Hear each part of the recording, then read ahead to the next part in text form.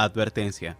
El siguiente es un caso real sobre uno de los más terribles asesinos en serie de la historia y contiene descripciones gráficas de asesinatos, tortura y abuso sexual que fueron parte de hechos históricos, pero pueden impresionar a personas sensibles. Se dejarán 5 segundos de silencio por si alguien quiere retirarse.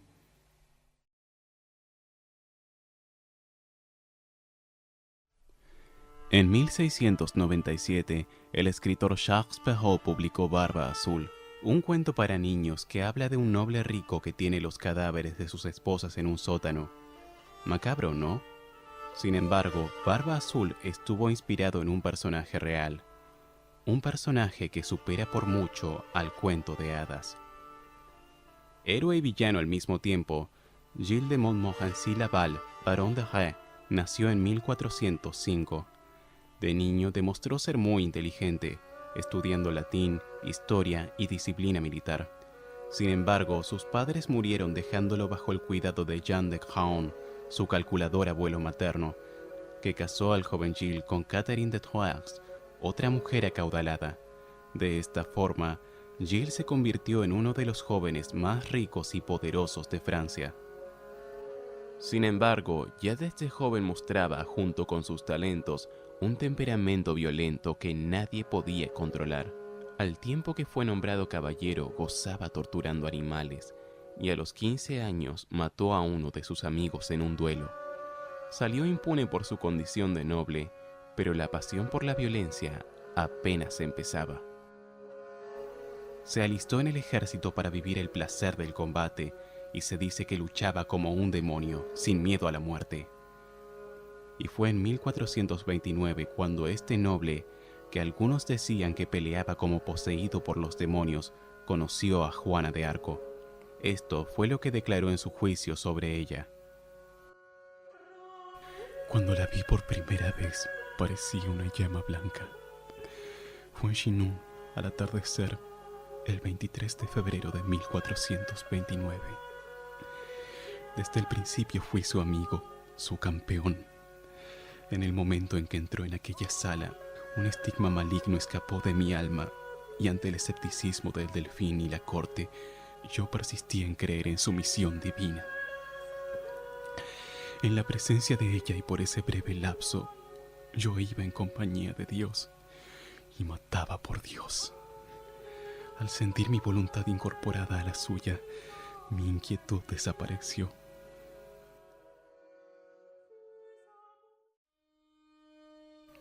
Carlos VII les dio un pequeño ejército a ella y a Gilles para que liberaran Orleans de los ingleses. En solo 8 días, ellos pudieron vencer un enemigo que nadie había vencido en meses. Se convirtieron en héroes.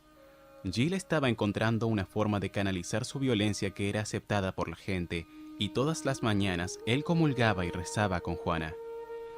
Ese mismo año, Gilles se convirtió en mariscal con solo 25 años. Nunca nadie tan joven había llegado a algo así en Francia. Además, su fortuna aumentó más todavía. Sin embargo, es conocido cuál fue el final de Juana de Arco, doncella de Orleans. El 31 de mayo de 1431, Juana fue quemada en la hoguera tras haber sido capturada por sus enemigos. Gilles trató de salvarla con un ejército de mercenarios, pero llegó demasiado tarde. Tras la muerte de la doncella, Gilles acusó a Carlos VII por su muerte. Empezaba un nuevo capítulo para el poderoso noble francés. Sin embargo, Gilles no sabía cómo administrar su inmensa fortuna. Construyó la Capilla de los Santos Inocentes, un edificio espectacular donde daba ceremonias en túnicas diseñadas por él mismo, y produjo un espectáculo teatral enorme con más de 20.000 líneas de verso y 640 actores en escena.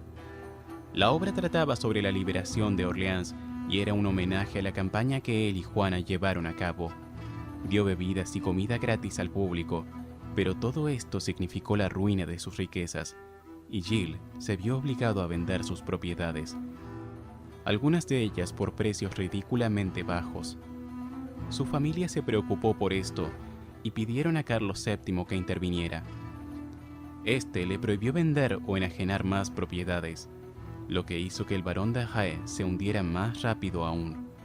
Pero lo peor estaba por venir. Gilles se refugió en los placeres que todavía le quedaban: el arte, la bebida y la lectura. Se decía que todavía sufría por la muerte de Juana, pero que le preocupaba volver a la pobreza. Dejando su amor a Dios de lado y buscando riquezas, empezó a estudiar magia negra y alquimia. Buscó crear la piedra filosofal. Para esto usó arsénico, mercurio, estaño, estómagos de sapos, orina humana, sangre menstrual y leche materna. Nada le sirvió. Luego de tratar con los mejores alquimistas, se dice que empezó a probar con la magia negra. Estaba a punto de rendirse cuando una noche, según cuenta la leyenda, él, su primo y un hechicero lograron invocar brevemente a un demonio que los atacó y dejó al hechicero al borde de la muerte. Una nueva magia aparecía para reemplazar el misticismo religioso de Juana. Más tarde conoció al evocador de los demonios y las larvas, François Pralati, un joven de apenas 23 años, inteligente, refinado e ingenioso. Hablaba varios idiomas. Había empezado como sacerdote, pero se había interesado en las artes oscuras. Sin embargo, Pralati decía que solo podía invocar demonios estando solo. Aprovechando este truco, el joven explotó la fortuna del decadente Gilles y su desesperación. El mago le dijo a Gilles que solo podría obtener la piedra filosofal si vendía su alma o cometía crímenes horribles. Su primer sacrificio fue un niño.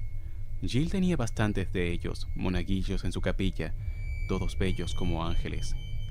Le cortó el cuello, las manos, le extirpó el corazón y los ojos y llevó el despojo a la habitación del mago. Lo ofrecieron juntos al diablo, pero ni Dios ni Satanás atendieron el llamado. Durante 8 años, las lágrimas, la sangre y el dolor marcarían el gobierno del barón de Hae. Los niños cercanos a su tierra desaparecían. Cientos de niños. Al principio la gente pensó que un demonio hacía desaparecer a sus hijos, pero pronto sospecharon de alguien más. Las víctimas tenían entre 7 y 14 años. Eran llevadas a los castillos, donde el mariscal de Francia, el héroe de guerra que luchó con Santa Juana de Arco, los abusaba sexualmente y torturaba con ayuda de otros nobles. Primero los abusaba estando vivos y luego de matarlos, los volvía a abusar. Juntaba las cabezas de los niños muertos y con ayuda de artistas las maquillaba y peinaba como ángeles. Luego, elegía las más hermosas en concursos de belleza que organizaba con sus amigos y cómplices. A estas las premiaba besando sus labios muertos. Como un vampiro bebía la sangre de sus víctimas y en una ocasión destripó a una mujer embarazada para manosear su feto. Satanismo o pasión enferma, ya nadie sabía qué impulsaba los crímenes de Gilles. Gilles tenía un sentido del humor macabro. En algunos casos vestía a los niños sacados de la pobreza con ropas hermosas, solo para torturarlos y matarlos de maneras horribles más tarde. A otros dejaba que sus amigos los ataran y golpearan, y entonces aparecía él, cortando las sogas, liberando a los niños y les decía: «Estos hombres son malvados, pero me obedecen. No tengas miedo, voy a llevarte al lado de tu madre». Y luego les cortaba el cuello, dejándolos paralíticos, los violaba y abandonaba para que tuvieran una muerte lenta en la oscuridad. Aunque parecía tener noches en que el arrepentimiento volvía. Entonces gritaba por su castillo, arrancándose el pelo, llorando y arrodillándose ante Dios, suplicando perdón. Pero esto duraba poco. Entonces pedía más niños. Los mataba, abusaba, comía su carne y viajaba en los bosques como un animal. La gente de sus tierras lo veía pasar, con una barba tan negra que parecía azul. A pesar de que sospechaban de él, por miedo nadie lo enfrentaba. Sin embargo, el mariscal de las tinieblas encontró su límite al atacar a Jean Le Fajon, hermano de un noble a quien Gilles había vendido tierras. Gilles secuestró a Jean quien además de ser noble era un clérigo distinguido. Matar niños pobres era una cosa, pero atacar a otra figura de la nobleza y la iglesia era otra muy distinta. Gilles fue arrestado, demasiado débil para mantener una lucha larga. Se dice que en su castillo estaban los restos cercenados de sus víctimas y que había un terrible hedor a sangre y muerte. Al igual que Juana, el varón es acusado de herejía y juzgado por la Inquisición. Varias fuentes sostienen que Gilles fue torturado antes de que confesara sus crímenes. Ese día se dice que fue una gran cantidad de gente a ver al monstruo. Esto fue lo que declaró. Yo, Gilles Larrey, confieso que todo de lo que se me acusa es verdad. Es cierto que he cometido las más repugnantes ofensas contra seres inocentes, niños y niñas, y que en el curso de muchos años he raptado o hecho raptar a un gran número de ellos. Aún más vergonzosamente, he de confesar que no recuerdo el número exacto y que los he matado con mi propia mano o he hecho que otros los mataran y que he cometido con ellos numerosos crímenes y pecados. En todas estas acciones yo fui la fuerza original. Confieso que maté a estos niños y niñas de distintas maneras y haciendo uso de diferentes métodos de tortura. A algunos les separé la cabeza del cuerpo utilizando dagas y cuchillos. Con otros usé palos y otros instrumentos de azote, dándoles en la cabeza golpes violentos.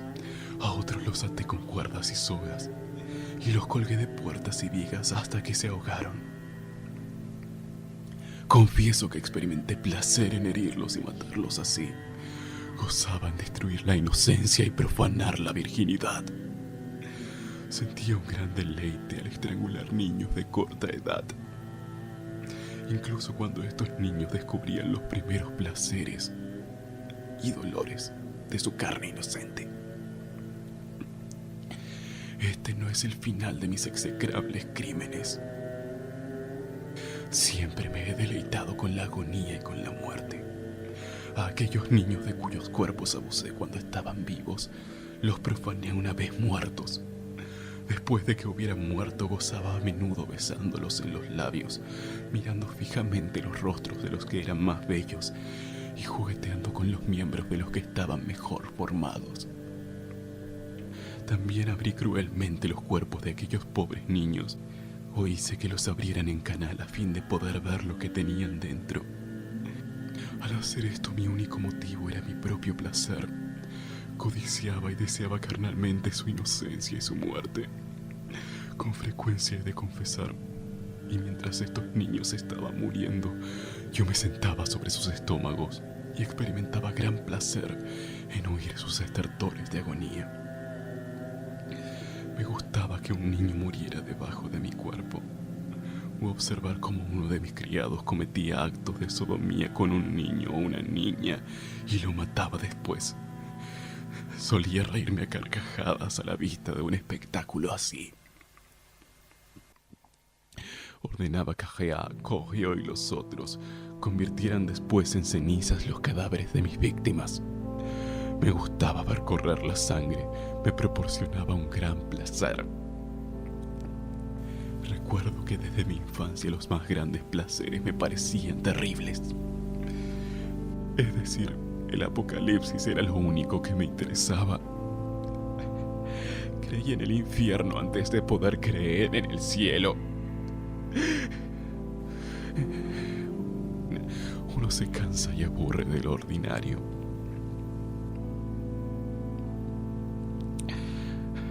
Empecé matando porque estaba aburrido y continué haciéndolo porque me gustaba desahogar mis energías. En el camino de batalla el hombre nunca desobedece y la tierra toda empapada de sangre es como un inmenso altar en el cual todo lo que tiene vida se inmola interminablemente hasta la muerte de la muerte en sí. La muerte se convirtió en mi divinidad, mi sagrada y absoluta belleza. He estado viviendo con la muerte desde que me di cuenta de que podía respirar. Mi juego por excelencia es imaginarme muerto y roído por los gusanos. Yo soy una de esas personas para quienes todo lo relacionado con la muerte y el sufrimiento tiene una atracción dulce y misteriosa, una fuerza terrible que empuja hacia abajo. Si lo pudiera describir o expresar, probablemente no habría pecado nunca. Yo hice lo que otros hombres sueñan. Yo soy su pesadilla. Al terminar esta declaración, rompió en lágrimas, pidiendo perdón a los padres de los niños que había violado, perdón a Dios, a todos. Se dice que muchos de estos padres y madres lloraron también. Lloraron conmocionados por el asesino de sus hijos. Sin embargo, Gil fue condenado a la horca y a la hoguera por sus crímenes. Antes de ser ejecutado, sin embargo, se arrodilló a rezar. Y la gente rezó con él. Ya no lo veían como un monstruo, sino como un hombre que se entregaba a su destino. Algunos sostienen que Gil era inocente y que su captura fue parte de un complot para arrebatarle tierras y riquezas.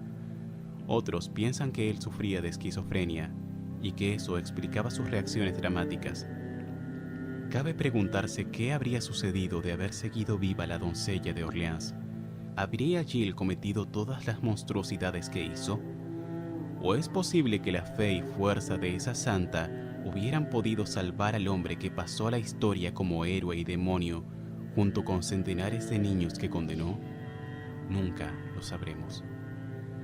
Se lo condenó por matar y torturar a más de 200 niños.